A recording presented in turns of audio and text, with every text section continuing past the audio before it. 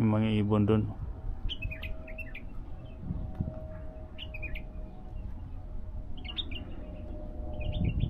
Itong puno na to, ito yung parang sampalok, laki.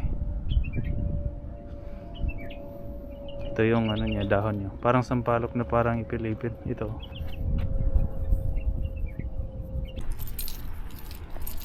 good morning Riyadh, nandito na naman tayo.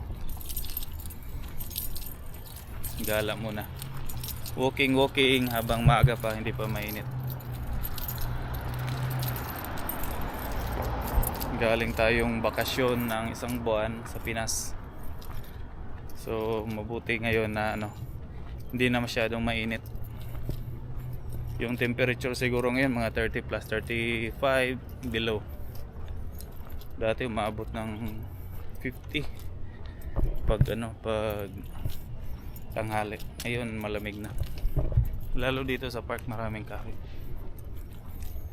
Walking muna tayo mga 30 minutes siguro. Paano lang ba, pampawala ng jet lag. Ito yung lugar,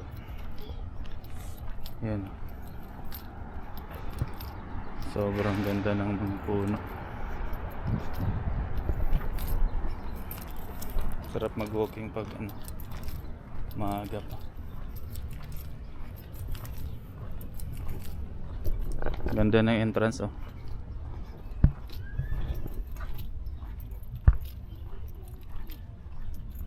Sarap maglakad-lakad dito.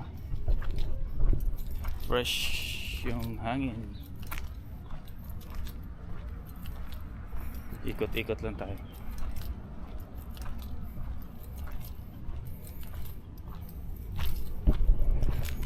Dito tayo sa lilim.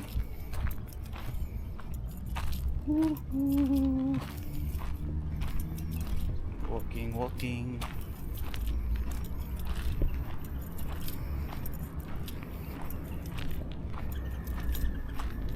Yung park pala na to, ang pangalan na ay Alareej, Alareej, dito sa exit 14 siguro to.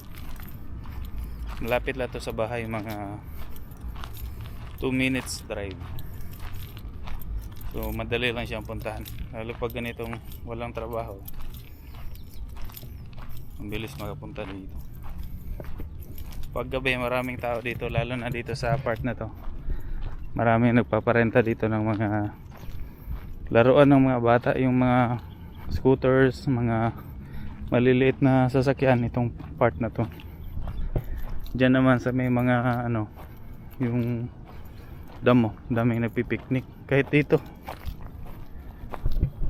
So maganda dito sa park na to, lalo na siguro pag taglamig.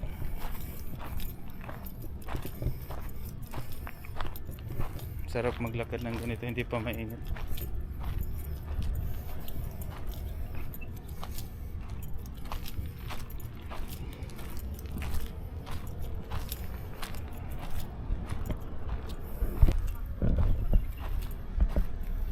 Walking. Dumating na yung mga cleaners. Pag kasi Friday, sobrang daming tao dito.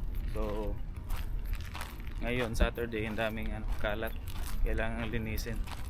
Ang maganda dyan, meron namang mga cleaners na yun talaga yung trabaho nila dito, taga-maintain ng park.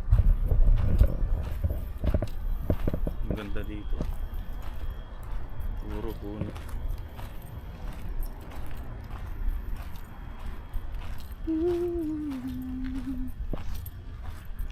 Punta tayo dun sa kabila.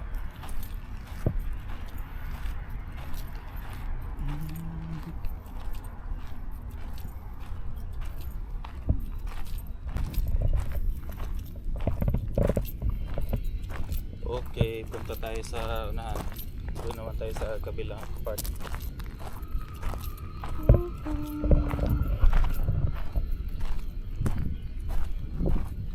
Lakad lang.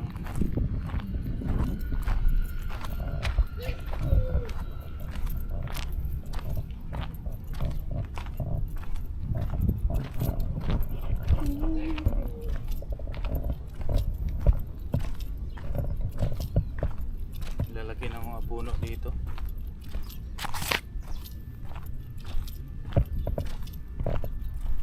Ayan.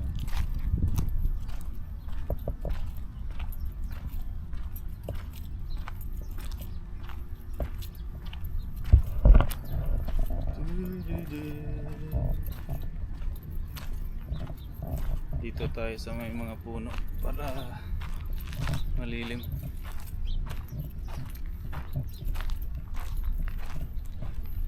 Daming kahoy, sarap ang hangin.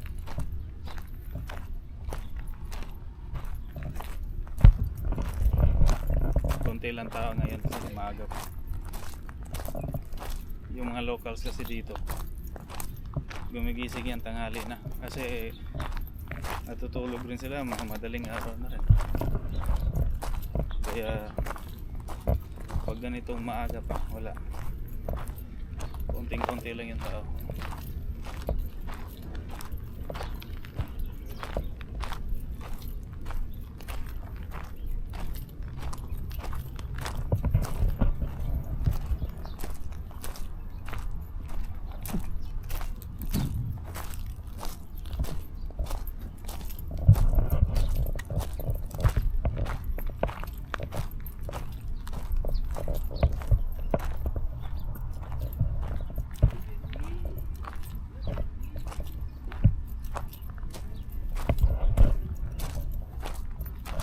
Ridge Park dito sa exit 14.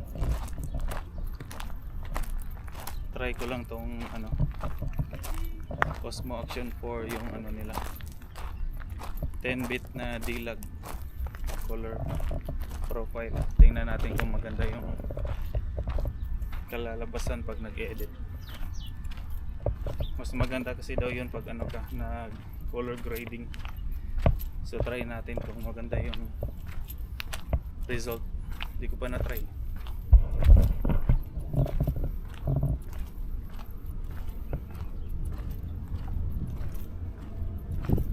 Doon tayo.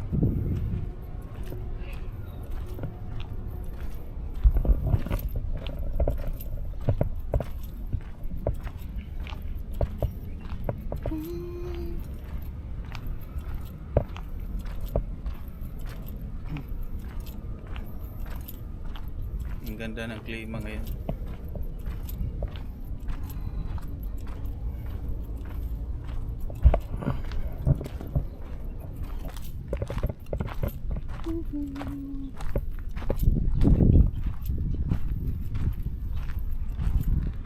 Sobrang relaxing pag ganito.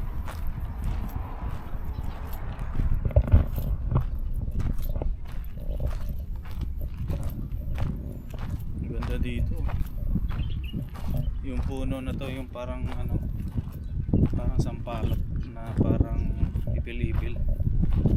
Ayan, sobrang ganda. Sarap. Yung mga puno pala dito sa gilid ng ano niya, gilid ng puno, may mga hose. So pinapaandar lang nila yung tubig, automatic lalabas na yung tubig dyan sa hose. Hindi mo na kailangan magdilig ng mano-mano, may nakaabang na hose para hindi mamatay yung mga tanim. Kasi kailangan dito ng laging may tubig para ano, mabuhay yung mga ano, tanim.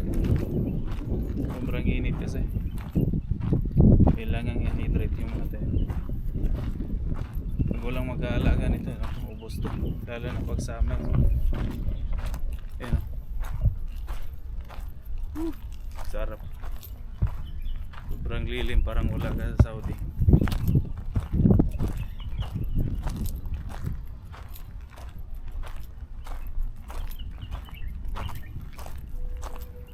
Dami pa mga ibon.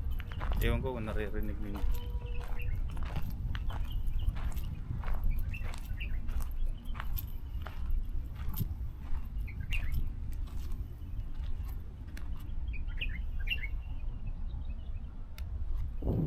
May ibon sa taas.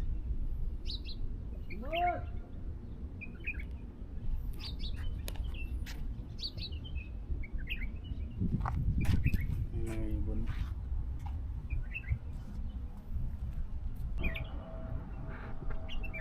Yung mga ibon dun.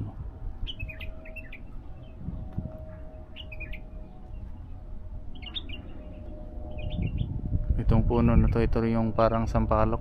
Ang laki. Ito yung ano niya, dahon niya. Parang sampalok na parang ipil-ipil. Ito.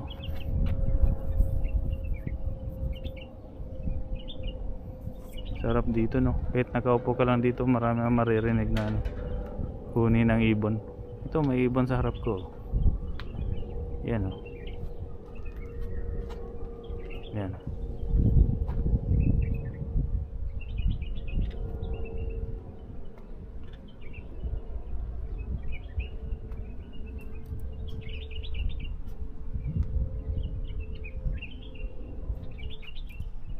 Sanay na sila sa tao. Ewan ko kung anong style ng anong tawag sa ibon na to, parang mga woodpecker. Yan, oh, lumipad siya. Andun. Marami dun sa taas.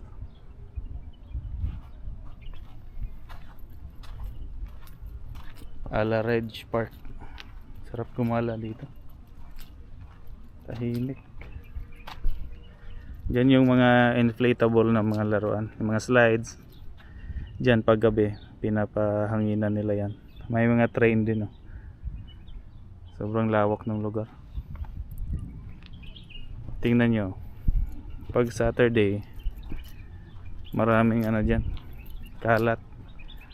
Kasi Friday, na halos ng lahat ng tao nandito. Punong-puno tong park na to pag Friday. Yan, oh.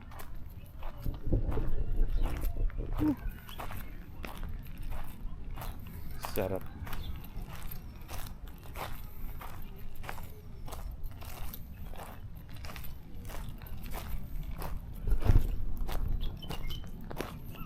Yan yung mini train, mga pambata.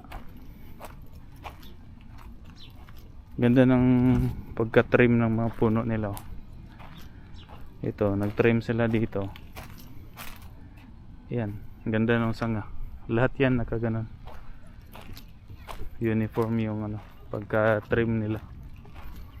Sobrang gandang tingnan. Dito tayo sa kabila. Okay. Tapos na yung walking natin. Uwi muna tayo sa bahay. Maglalaba. Thank you for watching. Peace.